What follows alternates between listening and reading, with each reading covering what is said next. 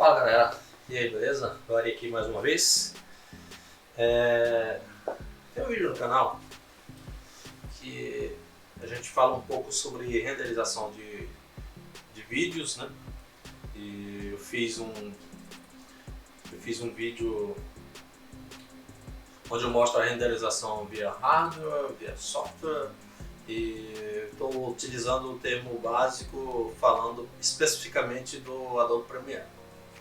Existem vários outros softwares que eles utilizam a capacidade de fazer a renderização por hardware. Então, o que acontece?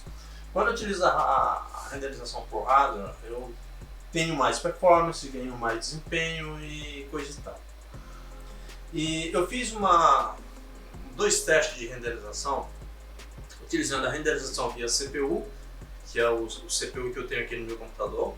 Atualmente, no momento da gravação desse vídeo, hoje dia 11 de fevereiro de 2021, às 22 horas, eu tenho o Xeon 2667V2, ele é um Xeon de 3.3 GHz, né, de processamento, e 8 núcleo 16 threads, e tenho 32 GB de memória RAM e tenho uma placa de vídeo RX 570 DDR5.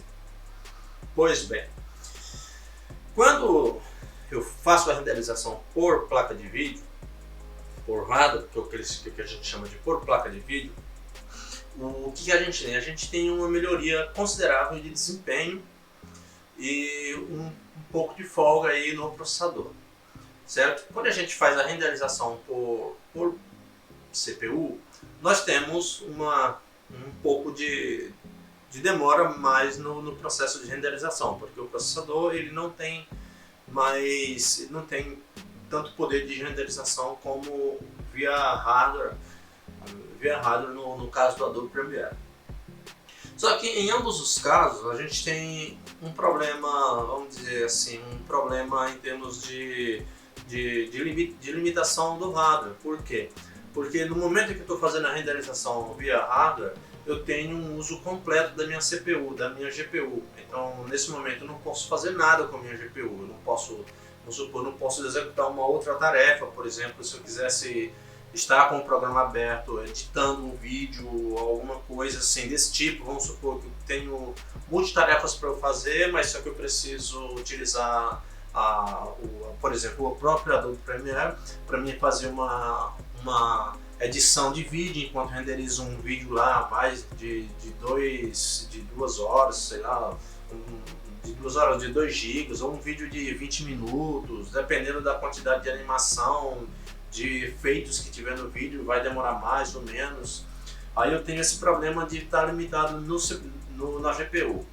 O mesmo caso se aplica no GPU, o mesmo caso se aplica na CPU. A partir do momento em que eu utilizo a CPU para fazer a renderização, eu posso estar com a placa de vídeo ociosa, mas a CPU ela está lá no talo, ela está utilizando 100% da CPU.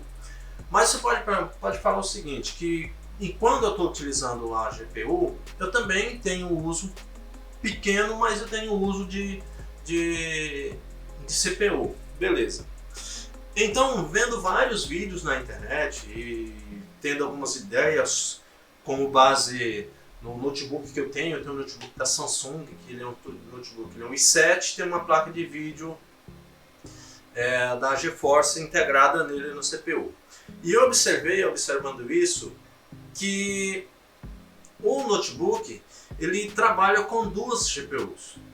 Ele tem duas GPUs, ele tem a GPU principal, que é integrada, a GPU principal do notebook, e tem a GPU da GeForce, da NVIDIA, que está lá integrada nele. Então, vendo vários vídeos no YouTube, eu descobri algo interessante que eu posso utilizar e é alguma coisa que é algo que eu tenho aqui hoje disponível na minha casa. A única coisa que você vai precisar ter na sua casa, no seu computador, para você fazer o que eu vou fazer agora, eu vou fazer e vou mostrar para vocês, é colocar uma segunda GPU, uma segunda placa de vídeo.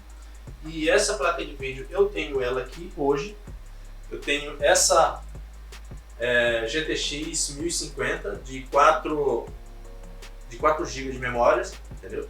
Essa é uma GPU muito poderosa, ela tem um clock bom. E o que acontece? Eu vou instalar essa segunda GPU no meu computador, que essa GPU aqui, ó, ela é uma GPU muito boa, entendeu? Ela é nova, por sinal, ela não é uma GPU velha, entendeu? E ela vai funcionar como segunda GPU que eu vou ter no computador. Essas entradas aqui, elas não existirão para mim, porque a GPU padrão que vai fazer a exibição de vídeos para mim no momento, como eu tenho apenas um monitor, vai ser a RX 570 que já está instalada no meu computador. Se eu tivesse um outro monitor aqui que eu quisesse utilizar para fazer tarefas, outras tarefas utilizando essa GPU aqui, nada me impediria. Mas então a ideia vai ser o seguinte: eu vou abrir o meu Adobe Premiere com a minha GPU normal, a que eu tenho, a RX 570, e na hora de escolher como eu vou renderizar, como vai ser o processamento de dados, o processamento de render do meu programa, ou seja, do meu projeto, eu vou escolher essa GPU e não a outra. E outro detalhe, no momento em que eu estiver fazendo a renderização do vídeo, de qualquer que seja o outro vídeo, enquanto essa GPU aqui ela está fazendo a renderização, eu vou ter o processador e a outra GPU de folga, ou seja, livre para eu continuar trabalhando, navegando na internet, assistindo algum outro vídeo, porque a GPU principal ela continua livre para mim. E essa GPU ela vai ser utilizada única e exclusivamente para fazer renderizações de vídeos. Tem mais uma coisa que eu esqueci de falar, duas coisas que eu esqueci de falar para vocês. Quando eu estou gravando, por exemplo, agora estou utilizando o OBS. E quando eu estou fazendo essa gravação, que o OBS está gerando essa imagem aqui para vocês, ela está utilizando um encoder para poder fazer essa gravação. Nativamente aqui eu utilizo o encoder via software. Quando eu utilizo o encoder via software, eu utilizo o processador. E agora, a partir desse momento, eu vou utilizar a nova GPU que eu estou utilizando no meu computador. Então eu inclusive vou mostrar, depois que eu colocar, que ela estiver funcionando, o drive estiver instalado, eu mostro para vocês como faz essa configuração. E a segunda coisa é que a placa-mãe que você utiliza, ela precisará dar suporte a mais de um conector PCI Express para você poder conectar a sua GPU no computador, tá certo? Então esse era o recado que eu estava esquecendo de dar, e a gente volta já já.